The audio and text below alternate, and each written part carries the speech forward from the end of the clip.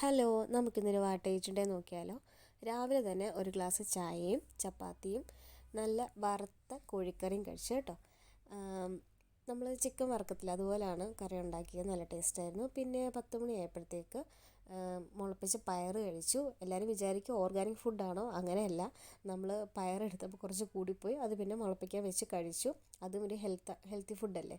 പിന്നെ ഉച്ചയായപ്പോഴത്തേക്ക് ചോറ്, ബീറ്റ്റൂട്ട് തോരന്, ചമ്മന്തിപ്പൊടി, പിന്നെ രാവിലത്തെ ചിക്കൻ കറിയും പിന്നെ സലാഡും ഉണ്ടായിരുന്നു.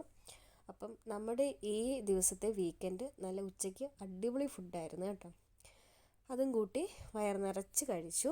പിന്നെ ഞങ്ങൾ പിന്നെ താമസിച്ചാണ് കേട്ടോ ഉറക്കം എഴുന്നേറ്റത്. പിന്നെ ഞങ്ങൾ വൈകിട്ട് വെളിയിൽ പോയി ചായ ഒന്നും കുടിക്കാൻ പറ്റില്ല. ഞങ്ങൾ പിസ്സ ഓർഡർ ചെയ്തു.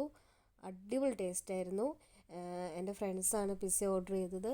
അപ്പം അവർ ഓർഡർ ചെയ്തുകൊണ്ട് ഏത് തരം പിസ്സയാണെന്നൊന്നും എനിക്കറിയത്തില്ല, പക്ഷേ അടിപൊളി ടേസ്റ്റായിരുന്നു. ഞാൻ നല്ല ആസ്വദിച്ച് തന്നെ കഴിച്ചു. സൂപ്പർ രുചിയായിരുന്നു. അപ്പോൾ ഇത്രയേ ഉള്ളൂ.